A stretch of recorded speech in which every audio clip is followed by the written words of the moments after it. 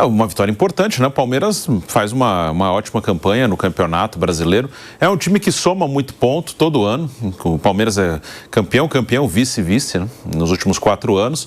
E sempre somando ponto. Ele somou mais ponto nos 2 vices de 24 e 25 do que no título de 23, por exemplo. Então é um time que, mais uma vez, está seguindo a mesma receita.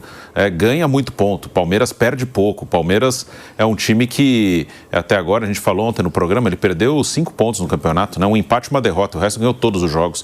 E é mais ou menos o que o Palmeiras faz nas últimas temporadas de Campeonato Brasileiro. Nas últimas edições, faltou o Palmeiras conseguir um melhor desempenho nos jogos grandes contra os times mais fortes do campeonato, e isso acabou pesando.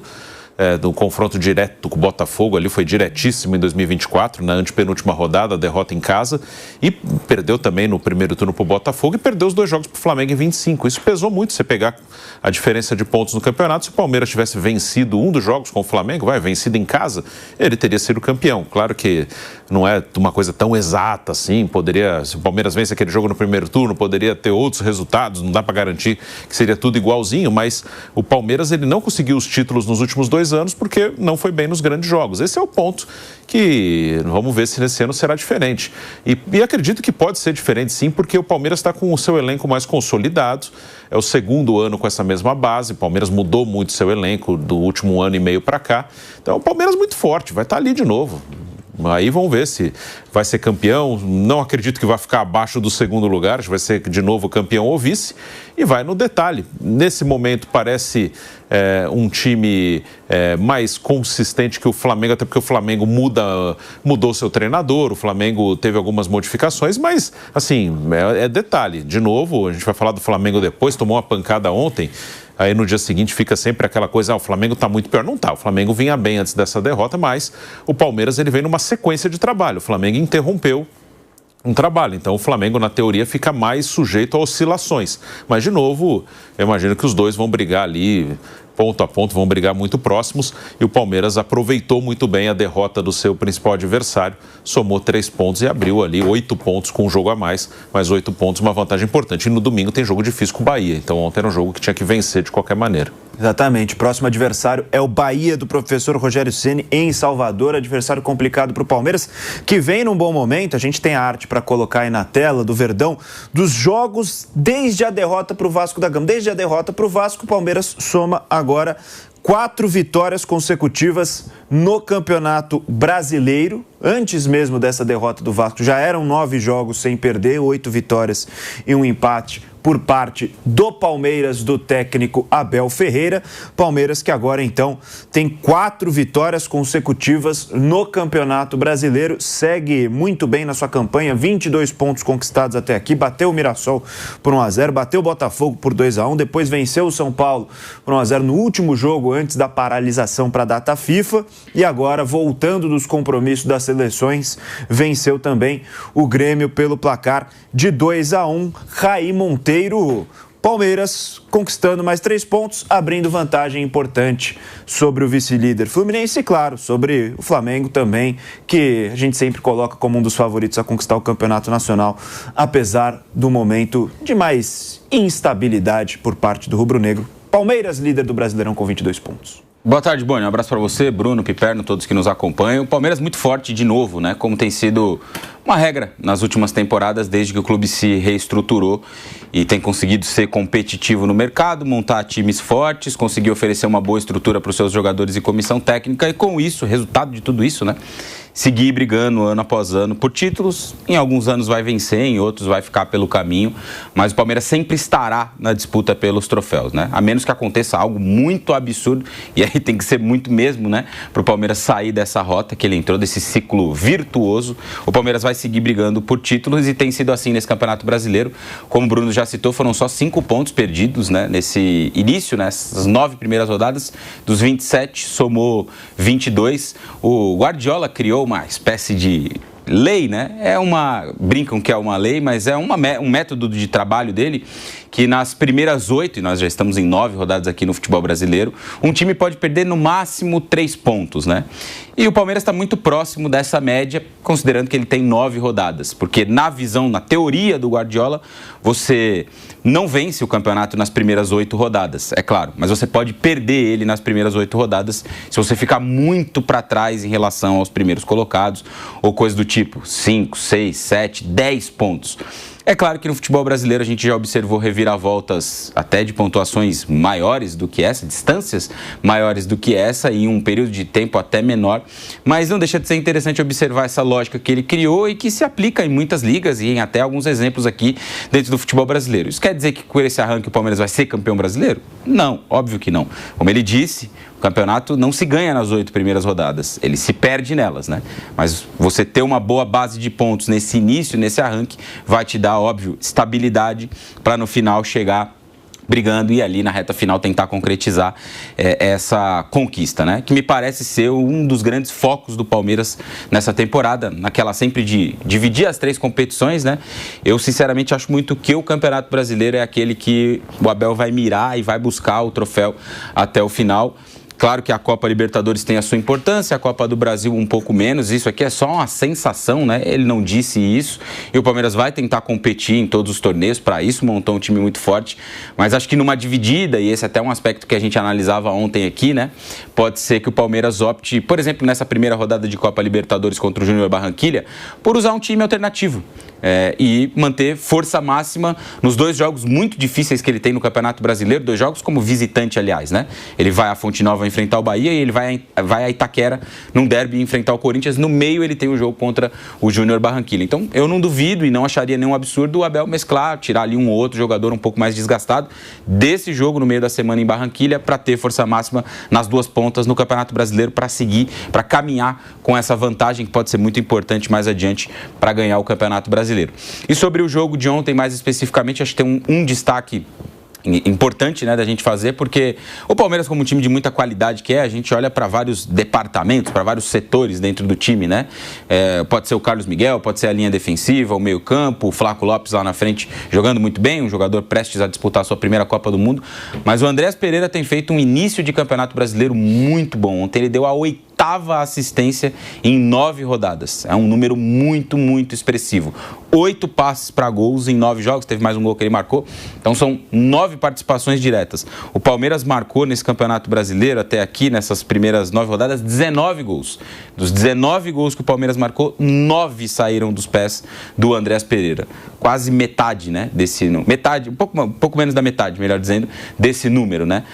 Então, assim, é um início impressionante desse muito bom jogador que o Palmeiras contratou, já na temporada passada, né? E que se encaixou muito bem, principalmente nessa dupla com o Marlon Freitas, que foi o destaque do jogo de ontem, mais especificamente com 2 gols, né? Um jogador que traz outros aspectos que eu acho que estiveram em falta na temporada passada para o Palmeiras: liderança, mais competitividade em determinados jogos, um cara mais experiente também, capitão de título de Libertadores no Botafogo. Então traz esses aspectos também ao Palmeiras, soma esses aspectos, né, a um time já muito bom. Então essa dupla para mim é o ponto alto do time, e no Campeonato Brasileiro mais especificamente o Andreas Pereira está jogando muita bola. Tá jogando bola mesmo, o meio-campista do Palmeiras, Dom Fábio Piperno, até para dar meu boa tarde para você. Palmeiras que agora, com essa vitória diante do Grêmio, chega a 26 jogos de invencibilidade como mandante, sendo 21 vitórias e 5 empates, somando jogos na Arena do Verdão, na Arena Barueri, desde agosto de 2025, 16 jogos de Campeonato Brasileiro, 12 vitórias e 3 empates, 7 de Campeonato Paulista com 6 vitórias e 1 empate, 3 de Libertadores, 2 vitórias e 1 empate. Jogando na Arena Barueri, são 12 jogos sem perder, 11 vitórias e 1 empate. Passa muito por aquela consistência que o Bruno falou no comentário dele, né? O quanto é importante também no Campeonato Brasileiro, para um time que quer ser campeão, demonstrar essa consistência desde o início. E o Palmeiras, pelo menos nesse início, vai fazendo um ótimo começo de Campeonato Nacional. Fábio Piperno, muito boa tarde para você. Boa tarde, Boni, Bruno, Raí. De fato, o Palmeiras 26 é um time melhor que o de 25, tanto coletiva quanto individualmente. O Raí citou o ótimo momento do Andreas Pereira, e é verdade, e a gente tem que destacar que isso acontece em um time que tem poucos jogadores de meio campo. Então o Palmeiras tinha, e ainda tem, né, a necessidade de melhorar o seu ajuste, a recomposição dos homens da frente para exatamente preencherem mais esse setor quando o time não tem a bola. Isso tem melhorado. Aliás, acho que para mim um ponto em que isso ficou muito claro foi o jogo contra o São Paulo, quando o Palmeiras permitiu muito pouco ao adversário. E mesmo ontem, o Grêmio tentou atacar, colocou mais homens de frente no segundo tempo e mesmo assim, embora tenha tomado um gol, era num lance em que os dois zagueiros estavam posicionados, méritos muito grandes aí do jogador do Grêmio, do Carlos Vinícius, mas o posicionamento defensivo do Palmeiras ele vai evoluindo. Isso vai sendo aperfeiçoado, não é um time pronto, definitivamente acabado, mas está evoluindo e é melhor do que na temporada passada, até porque a qualidade dessa dupla de meio campo também é superior. O Marlon Freitas é melhor jogador que o Aníbal Moreno, acho que não há muita dúvida em relação a isso. Então o Palmeiras nesse sentido melhorou. Ontem fez um jogo contra um time que mudou a sua forma de jogar durante a partida, no segundo tempo com mais atacantes, é um time bem dirigido, o Grêmio tem um técnico de ótimo nível aqui para o mercado brasileiro, né, o Luiz Castro, então é um Palmeiras que vai abrindo vantagens. Agora, é um time, e a gente sempre chama atenção para isso, até pegando uma carona nos dados estatísticos que você citou, é um time ainda, eu diria, que merece melhores análises nos jogos contra equipes melhores. Então, domingo, por exemplo, o Palmeiras vai fazer um daqueles jogos que aí tem que ser avaliados com bastante cuidado. O Palmeiras pode, até teoricamente, perder a liderança no jogo de domingo, porque o Bahia tem um jogo a menos, o Bahia se vence vai a 20, o Bahia se vence vai a 22, encosta no Palmeiras, e com um jogo a menos. Então, desculpa, o Bahia vencendo o jogo a menos vai a 23, o Palmeiras tem 25. Se o Bahia vence o Palmeiras, ele iria, teoricamente, compensando depois o jogo a menos, poderia chegar a 26 em 10 rodadas. Então o Bahia é um time forte, um time que está bem no campeonato, foi um time que derrotou o Palmeiras 2 vezes no campeonato passado. Então, fazendo uma comparação com 25, nesses jogos, contra essas equipes, o Palmeiras vai sair melhor ou pior que o ano passado, ou igual. Então o Palmeiras teria que pontuar na Fonte Nova, que já seria uma novidade em relação ao campeonato passado. Então, esse é mais um teste ao qual esse bom time do Palmeiras vai ser submetido. Acho que o Alisson dá um novo ganho de qualidade à frente, um jogador muito bom, mas somada à entrada do Marlon Freitas, deixa o Palmeiras individualmente melhor. Mas é fato também que domingo o Palmeiras vai completar em torno de 25% do campeonato. Vai ter muita coisa pela frente ainda. Mas se sair de Salvador, líder do campeonato, ou seja, se pontuar em Salvador, é um Palmeiras que daria mais um passo nessa demonstração de que é, de fato, um time bastante forte, um time protagonista para esse campeonato. E a sequência do Palmeiras, o Bruno, tem pela frente Bahia fora de casa, como a gente já citou pelo Campeonato Brasileiro. Aí começa a Copa Libertadores, o Palmeiras está no grupo F, estreia contra o Júnior Barranquilla fora de casa. Tem depois Derby, Corinthians fora pelo Brasileirão, Sporting Cristal em casa pela segunda rodada da Copa Libertadores da América, Atlético Paranaense pela 12ª rodada do Campeonato Brasileiro e fechando essa sequência dos próximos 6 jogos, tem Jacuipense pela Copa do Brasil. É uma situação até curiosa, porque os jogos mais complicados são de fato pelo Campeonato Brasileiro, né? O Palmeiras vem dando sorte nos sorteios nessas últimas temporadas, mas pega um grupo, mais uma vez, bastante acessível na Copa Libertadores. Não, o sorteio da Copa do Brasil, acredito que o Palmeiras é amplo favorito, até difícil pensar em alguma surpresa nesse caso, né? O Palmeiras que já foi vítima de alguma surpresa na Copa do Brasil nos últimos anos, mas nesse caso acho completamente difícil que aconteça algo assim. Então tem um espaço ali para talvez dar um maior foco também nos jogos do Campeonato Brasileiro e ampliar essa vantagem na liderança no momento em que as outras equipes vão acabar dividindo um pouco as atenções, né? Eu acho que o brasileiro tem que ser a prioridade nesse momento até a Copa do Mundo. O brasileiro, quando for paralisado para a Copa, ele terá 18 rodadas, praticamente todo o primeiro turno. A Libertadores terá a fase de grupos concluída, serão 6 jogos, e a Copa do Brasil vai ser só esse confronto com a Jacuipense, as oitavas de final depois. Então, acho que o brasileiro merece uma atenção melhor. O grupo do Palmeiras na Libertadores, eu não imagino que ele terá problemas. Eu pensaria muito assim, brasileiro, força total, Libertadores, um misto. E se, claro, começar a ter problema, aí você repensa. E esse confronto de Copa do Brasil, reserva. Botar o que puder, a molecada. Aí não é nenhum desrespeito ao time baiano, que está aí merecidamente, passou por várias fases para chegar aí, mas não tem jeito, o calendário brasileiro te obriga a fazer escolhas, né? Todo mundo gostaria de jogar com os seus melhores jogadores em todos os jogos, mas você não vai conseguir fazer isso.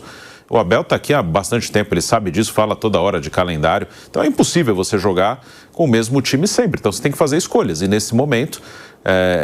Aí a comissão técnica do Palmeiras tem toda a competência e conhecimento para saber o que fazer. Eu, dando o meu palpite aqui, eu colocaria até a Copa, esse período até a Copa, brasileiro em primeiro, a Libertadores em segundo, e a Copa do Brasil bem distante ali em terceiro lugar.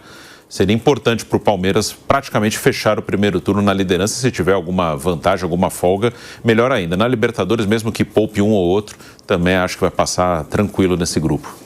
E falar também, é claro, Raí Monteiro, sobre Marlon Freitas, que foi o grande nome dessa vitória do Palmeiras, anotou seus primeiros 2 gols com a camisa do Verdão, falou depois do jogo, né, ressaltou a vitória importante que o Palmeiras teve diante do Grêmio, ele sendo protagonista. É um cara que veio justamente para isso, né, para chegar. A gente falou tanto na época de mercado da bola, reta final do ano passado, começo desse ano também, sobre os perfis das contratações do Palmeiras e como o Marlon Freitas seria um cara, claro, não é o cara para ter grandes participações ofensivas, talvez num caso esporádico ou outro, mas para ser um cara para justamente assumir a posição de titular no meio de campo imediatamente, como ele tem feito nessa temporada. Tem sido um dos grandes destaques da equipe do Palmeiras e agora premiado também, esses bons desempenhos que vem tendo nesse ano de 2026, com 2 gols marcados. Já demonstrou que vai ser um pilar do Palmeiras nesse ano complicado e com tantos compromissos, né, Raí? Sem dúvida, foi uma excelente contratação, né? É um jogador pronto, que não precisa de muita adaptação ou fazer muito teste, coisa do tipo.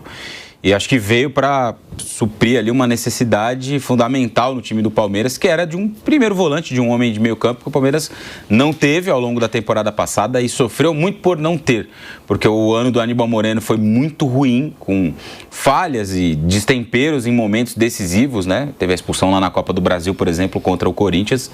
E o Emiliano Martínez é uma composição de elenco, um cara para entrar ali em minutos muito específicos, reta final de jogo, elevar um pouco a estatura do time. É um jogo que você está ganhando ali, quer se defender um pouco mais. Então ele é um jogador para essa característica. E o Evangelista eu não enxergo muito como um 5. Para mim ele é mais um 8, um cara de mais saída. Pode até formar um trio, né? Eles podem até formar um trio. Marlon Freitas, Andreas e o Lucas Evangelista, dependendo do contexto do jogo. Então foi uma contratação assim, perfeita para um lugar onde o Palmeiras tinha uma carência muito grande. E o desempenho dele é muito bom. Assim, ele é um jogador muito consistente. Foi assim ao longo da passagem toda dele no Botafogo. Não é um jogador de atuações brilhantes, mas também não é um jogador de atuações ruins em sequência. É um cara que mantém uma consistência muito grande. Eu acho que para o setor que ele joga, isso é fundamental. Sem contar outros aspectos que a gente já citou aqui, né? A liderança, o nível alto de competitividade em todos os jogos, como encara cada partida, a seriedade que encara cada partida. O Marlon Freitas, mesmo chegando há pouco tempo, a gente pode dizer, entre aspas, que é um capitão em campo. Então foi uma contratação muito boa do Palmeiras. Acho que não havia muita dúvida quando ele chegou em relação a rendimento, ao que ele pudesse entregar, ou a rápida adaptação. O cara que já estava aqui no futebol brasileiro, conhece tudo como funciona o futebol brasileiro, Copa do Brasil, Copa Libertadores. Então uma contratação excelente que o Palmeiras fez e acho que esse rendimento não surpreende. Os bons jogos em sequência que ele tem feito não surpreende também, né? Um ótimo jogador, uma peça fundamental nesse meio campo do Abel Ferreira. O Marlon, ele erra pouquíssimos passos-jogos aí com aproveitamento de mais de 90%. Isso é fundamental para um time que vai render, obviamente, muito mais se tiver a bola no chão. O Palmeiras foi um time muito criticado pelo excesso de cruzamento, chuveirinhos e tal, e é um time que vai jogar muito melhor se tiver a bola no chão. Não à toa, o Andrés Pereira faz um ótimo começo de temporada, assim como o Flaco Lopes. São 2 jogadores que quando tem a bola dominada, quando tem a oportunidade de receber um bom passe para trabalhar, eles vão criar alguma coisa. Isso é muito frequente. Falta um aproveitamento melhor, às vezes, das jogadas mais perto do fundo. Ontem aconteceu isso várias vezes e não foram poucas as situações em que o Arias, mesmo o Jefté, do lado direito o Giai, foram bem acionados, a bola bem passada para eles, e eles acabaram desperdiçando no momento de cruzar para trás do passe final. Mas isso é um detalhe que vai sendo aperfeiçoado com o tempo, e o fundamental é que as jogadas nesse sentido acabaram saindo. Então, você pegar, por exemplo, um compacto do jogo, você não vai ver tantas grandes oportunidades, mas muito por conta dos erros nesse passe final. Mas a verdade é que várias jogadas, sim, acabaram sendo criadas e por conta dessa boa ação dos homens de meio campo. Sobre a questão do calendário, e é pesado para todo mundo, e o Bruno citou muito bem isso, as estratégias que o Palmeiras pode adotar, é fundamental fazer boas escolhas, o que não aconteceu na temporada passada, quando a comissão técnica errou muito. E aí, de novo, a lição. Se tiver um mata-mata de Copa do Brasil contra o Corinthians, puxa vida, é importante, né? Já teve até filme sobre isso, mas dane-se. O Palmeiras tem mais o que fazer, tem objetivos maiores. As prioridades são Campeonato Brasileiro e Libertadores. Não me canso de repetir isso. Não fossem opções equivocadas tomadas na temporada passada, talvez o Palmeiras tivesse sido mais bem sucedido, pelo menos no Campeonato Brasileiro, com toda certeza. E Copa do Brasil, vejam, o Endrick, que é um jogador tão badalado de quem se fala tanto hoje, né? O Endrick foi artilheiro da Copa do Rei entre os jogadores do Real Madrid na edição 24 e 25. Por quê? Porque era um menino que ainda não tinha espaço no time principal, mas ele jogava naquele time alternativo do Ancelotti para disputar a Copa do Rei. Ora, bolas, se o Real Madrid pode disputar a Copa do Rei com um time alternativo, por que o Palmeiras não pode fazer a mesma coisa na Copa do Brasil aqui? Então, essa opção tem que ser tomada com transparência e com coragem pela comissão técnica e talvez até pela direção do clube, porque muitas vezes isso torna-se uma decisão institucional, não é só o técnico que tem autonomia para falar... Deveria ser, né, Pipa? O quê? Deveria ser uma decisão institucional, eu acho que acima de tudo. Exato. Vai ter um mata-mata contra o Flamengo de Copa do Brasil. Puxa, lindo, mas paciência, que o Flamengo se divirta, então. Mas nossas prioridades são Copa do Brasil e Brasileiro. Isso deveria ser uma mensagem muito clara do Palmeiras para o seu torcedor. Quer dizer, não dá para jogar em 3 frentes? Não. Então, vamos escolher o que é, de fato, prioridade. Agora, tudo bem, se chegar uma semifinal de Copa do Brasil, ok. Aí é um momento digno de se fazer um esforço, né, além da conta, para jogar bem. Para afinal de contas, aí está chegando no funil de mais um campeonato. Então, nesse caso, ok, cabe uma atenção especial à competição. Agora, vai jogar oitavas, vai jogar quartas, vai jogar não sei o quê de Copa... Não, aí não é o momento, por exemplo, para desgastar o Gustavo Gomes, que vai ter Copa do Mundo, trabalha pra caramba, joga toda hora, né? Então, essa decisão ela tem que ser tomada com muita frieza e sensatez.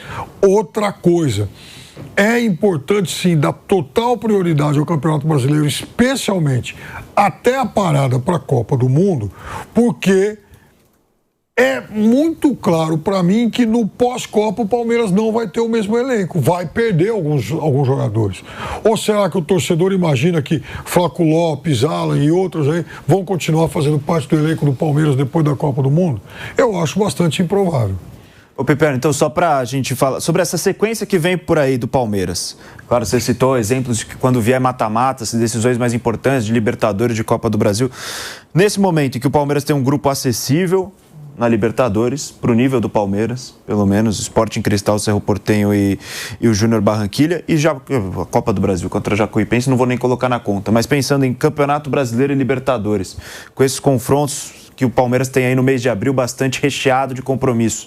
Qual que seria a sua prioridade ideal? Talvez colocar força máxima no Brasileiro, poder girar um pouco mais o elenco na Libertadores?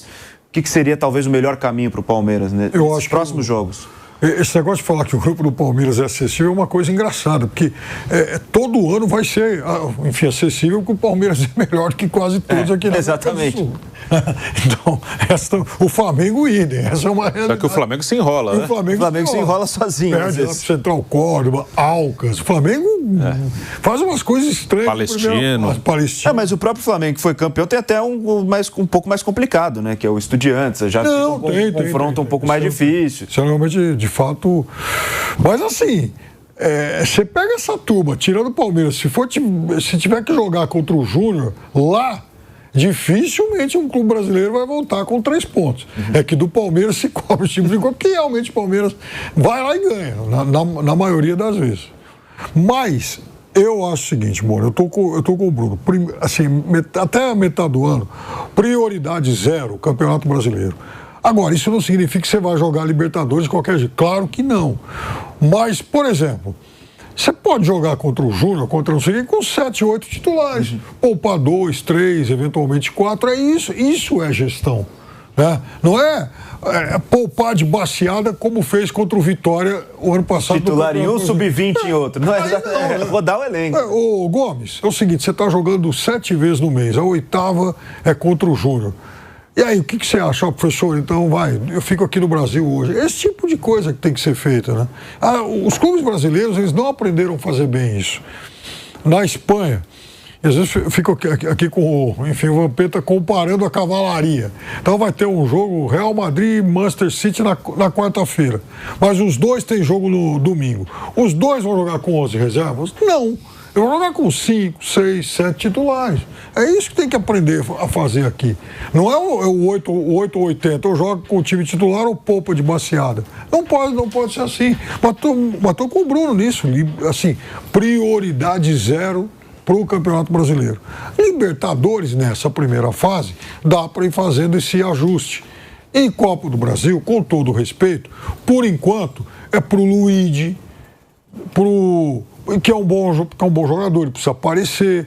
O Eric Belê, que é um garoto promissor, ele tem que aparecer. Essa turma.